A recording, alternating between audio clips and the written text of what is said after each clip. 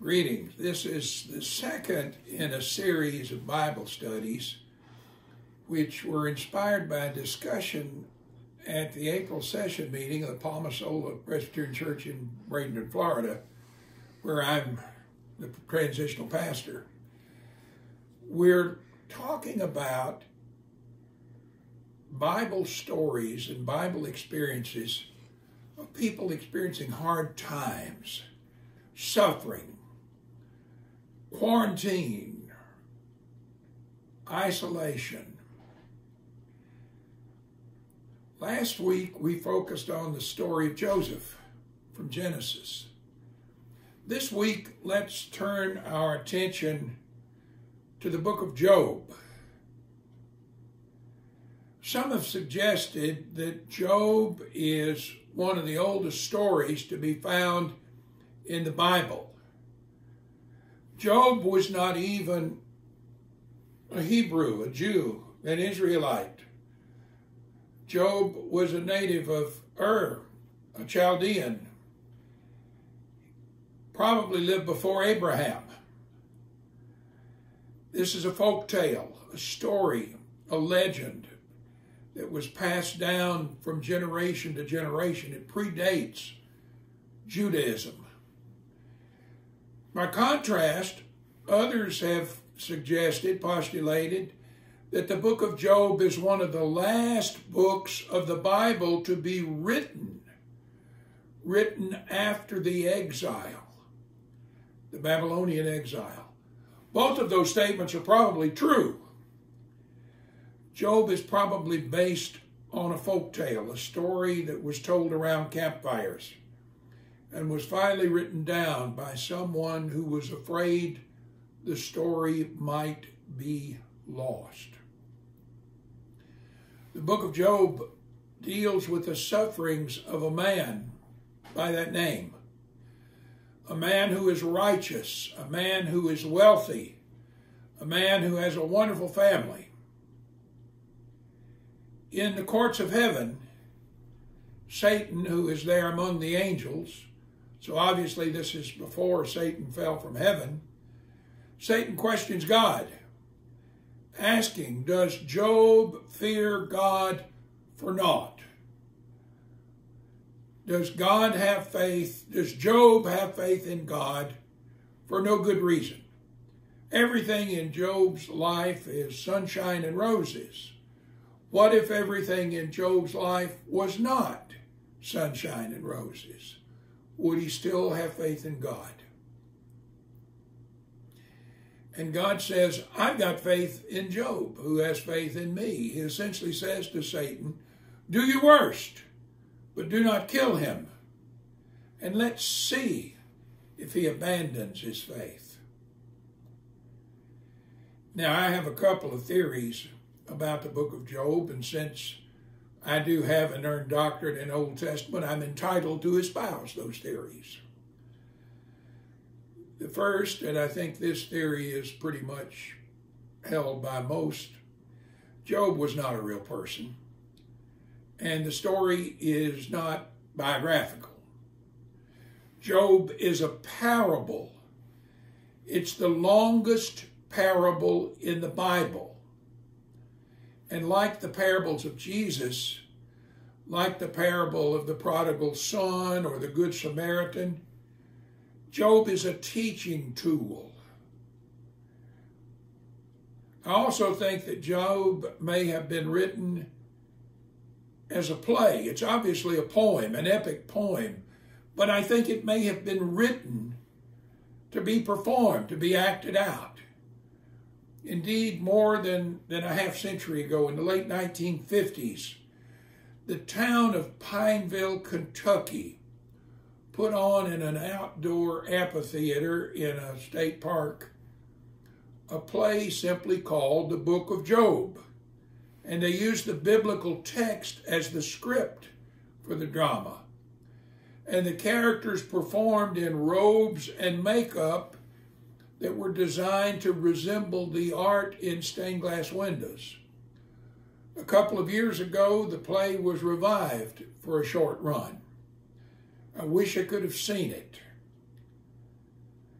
About that same time in the late 50s, Archibald MacLeish, a noted poem and the 9th Librarian of Congress, wrote a play that was based on the book of Job. It was called J.B.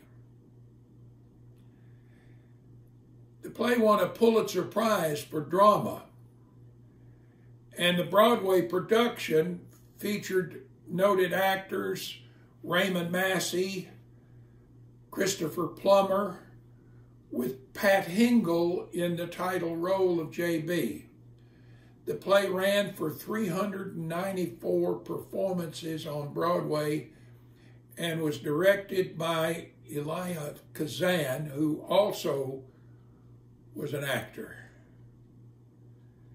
In the biblical story, the first chapter, which may be a later edition, a prelude, introduces Job, and it tells of the council in heaven where Satan challenges God, and then it describes the theft of all of Job's livestock in a raid by the Sabaeans, and the utter destruction of Job's children when a strong wind blew down a house where all of them were gathered celebrating. Job's response is to observe the rituals of mourning and to utter words that we have all heard and maybe said ourselves. The Lord giveth and the Lord taketh away. Blessed be the name of the Lord.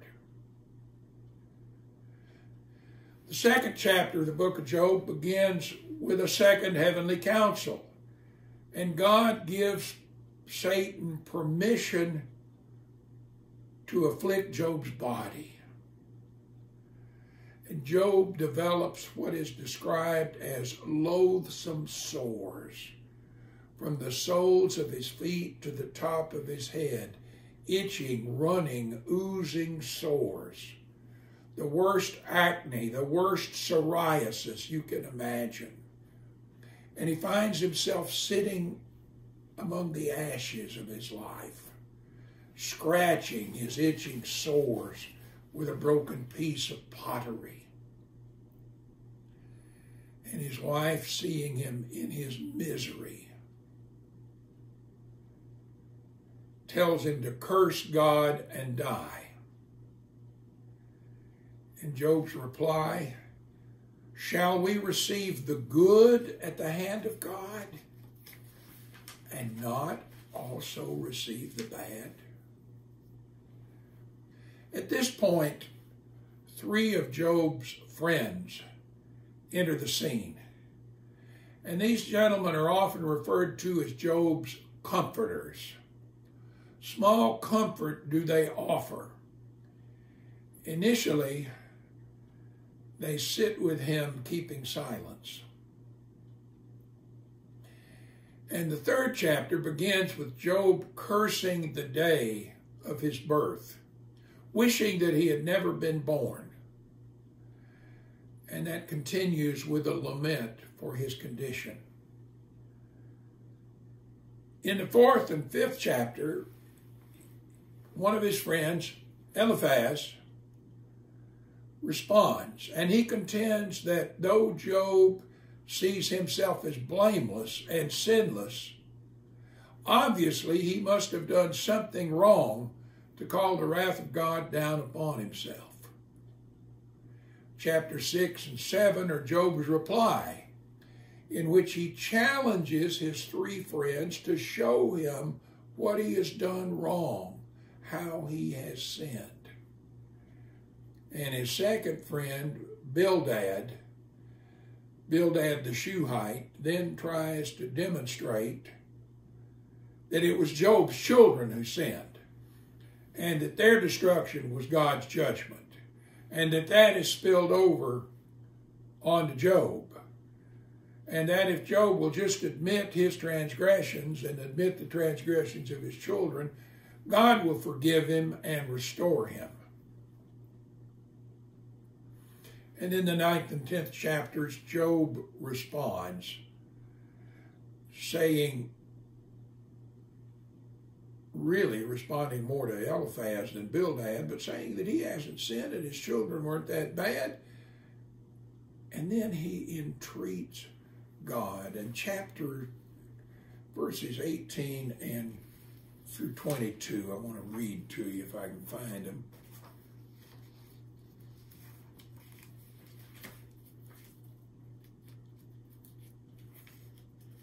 Pardon me while I try to separate these pages.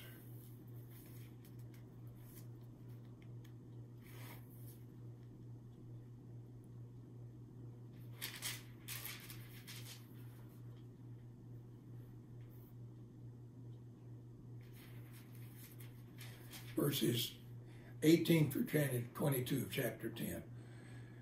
Job is talking to God. Why did you bring me forth from the womb? Would that I had died before any eye had seen me, and were as though I had not been carried from the womb to the grave. Are not all the days of my life few? Let me alone, that I may find a little comfort before I go, never to return to the land of gloom and deep darkness, to the land of gloom and chaos, where light is like darkness. Now, pre-Judaism, pre-Christianity, there's no hope of heaven. Sheol is the place of the dead. It's a place of deep darkness. It's a place where hopefully one can find peace and rest. Not a heaven, not a paradise. Just freedom from suffering, freedom from pain. And that is what Job yearns for.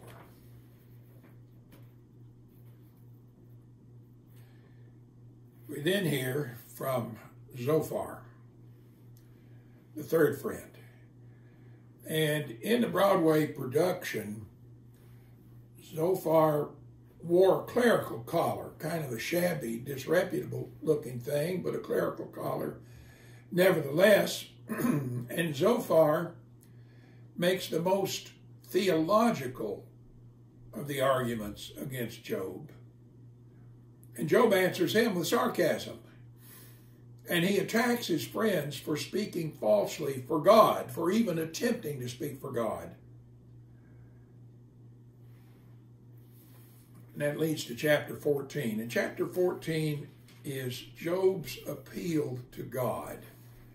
And it is a poem worthy of Shakespeare or Shelley or maybe even Robert Frost, Carl Sandburg. He wrote, the words written, a mortal, born of woman, few of days and full of trouble, comes up like a flower and withers, flees like a shadow and does not last. Do you fix your eyes on such a one? Do you bring me into judgment with you? Who can bring a clean thing out of an unclean? No one can. Since their days are determined and the numbers of their months is known to you, and you have appointed the bounds that they cannot pass, look away from them and desist, that they may enjoy like laborers their days. For there is hope for a tree, if it is cut down, that it will sprout again, and that its shoots will not cease. Though its root grows old in the earth, and its stump dies in the ground, yet at the scent of water it will bud, and will put forth branches like a young plant. But mortals die and are laid low. Humans expire, and where are they? As the waters fail from a lake, and a river wastes away and dries up, so mortals lie down and do not rise again. Until the heavens are no more, they will not awake or be roused out of their sleep. Oh, that you would hide me in Sheol, that you would conceal me until your wrath is past, that you would appoint me a set time and remember me, If mortals die, will they live again? All the days of my service I would wait until my release should come. You would call, and I would answer you. You would long for the work of your hands, for then you would not number my steps. You would not keep watch over my sin. My transgression would be sealed up in a bag, and you would cover over my iniquity. But the mountain falls and crumbles away, and the rock is removed from its place. The waters wear away the stones. The torrents wash away the soil of the earth. So you destroy the hope of mortals. You prevail forever against them, and they pass away. They change their countenance and send them. You change their countenance and send them away. Their children come to honor, and they do not know it. They are brought low, and it goes unnoticed. They feel only the pain of their own bodies and mourn only for themselves. The despair, the alienation, the being cut off from God here, is like the Psalms of Lament, a lot like the book of Ecclesiastes. And indeed, the book of Job is characterized in the writings, the books of poetry of the Old Testament, along with Proverbs, Psalms, Ecclesiastes, the Song of Solomon.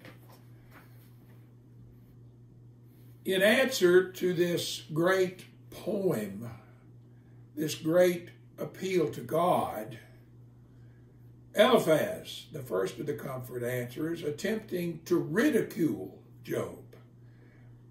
If Job responded to him with sarcasm, now Eliphaz replies with ridicule. And Bildad comes back, and Job counters him with a statement that includes some of the greatest words of faith in the Old Testament. You can find this in chapter 19, verse 25. Job says, I know that my Redeemer lives, and that at the last day he will stand upon the earth, and I shall see God. The point and counterpoint continue with Zophar speaking and Job replying, and then Eliphaz speaks again, and Job answered, telling of how he is seeking God's presence to lay his case before God. But God cannot be found despite Job's faithfulness. In stating this case, making his defense, Job rests. And on to the stage of this play, this drama, strides a new character, a young man, Elihu. And Elihu has been observing from the wings, as it were, from the shadows, all that has transpired. Many scholars feel that a great poet of antiquity created the book of Job, and that another poet from a later age created the discourses of Elihu. They are a different style, and they are different words from a different language. Aramaic is used. So thus it appears a later edition. Finally, after Elihu has spoken, we hear the voice we've been awaiting. The voice of God speaks to Job, and it speaks out of a whirlwind. What's a whirlwind? Is it a tornado, a waterspout, a hurricane? When we were living in New Mexico, we used to see what we called dust devils. Called them dirt devils in East Tennessee when I was a kid. These winds that come up from nowhere. Is that a whirlwind? God's voice spoke out of a whirlwind. And God questions Job. God challenges Job. And God demonstrates God's power and might in all creation. Read those great questions that God asked Job. And then Job responds briefly, silenced before God, but still not admitting fault or blame. And God's response to Job contains these words: will you even put me in the wrong? Will you even condemn me that you might be justified? We human beings are really good at blaming other people for whatever goes wrong. Look at the response by politicians, by medical science, to the coronavirus, to COVID-19. Everyone's looking for someone to blame.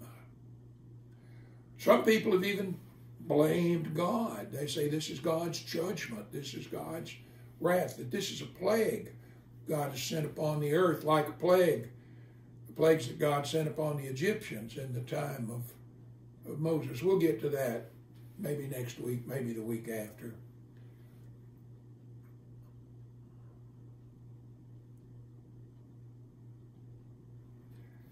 God doesn't work that way.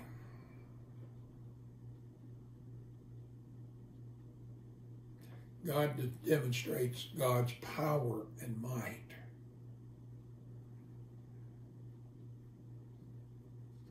And finally, Job confesses that he has spoken of things that he did not know, that he has now heard from God, that he has now heard God, and that he can now see where he was wrong. And so he repents in dust and in ashes. There's an epilogue probably written by that later author. And it tells of the restored fortunes of Job. How he got everything back and more. He lived to be 140 years old and died peacefully. There's a footnote in the Oxford Annotated Bible that I use as my study guide, and it says, the verdict of the Lord is clearly in favor of Job against his friends. It is misleading to consider the restoration the point of the story. The author would not deny that God also rewards people, but this is at the divine pleasure. Job lost everything, and still Job trusted God. And that is the point of the story, the point of the parable, the point of the book of Job. Though he will slay me, yet will I trust him.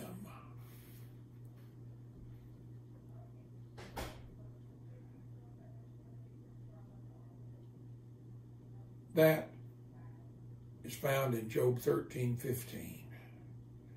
Though God may put me to death, yet will I trust God. Job did nothing wrong. He was a just man who trusted God and never doubted God. Yet he suffered imaginably, losing everything, losing his beloved children, losing his health. Yet Job trusted God.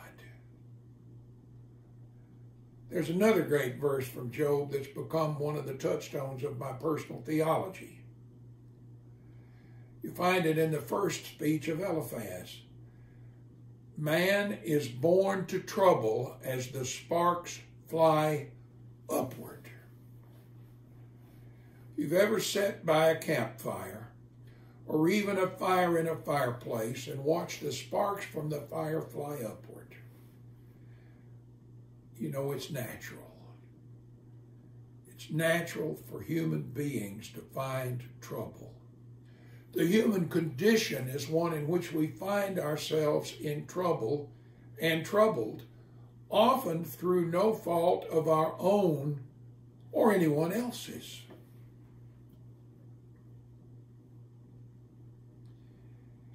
In our present state, we are suffering. Suffering not like Job suffered, but many of us, many who hear these words, have lost their livelihood. They've lost income. They've suffered losses in the stock market.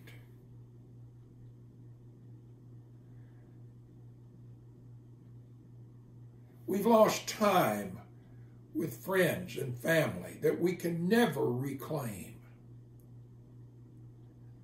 We will never again have the beautiful spring weather that we have enjoyed and yet could not walk on the beach. Weddings, funerals, graduations have been altered, passed by. I mourn the losses for those young men and women deprived of the right to play for a championship this year in so many collegiate and scholastic sports. I mourn for those whose senior proms will not happen, and for those who missed events that can never be recaptured.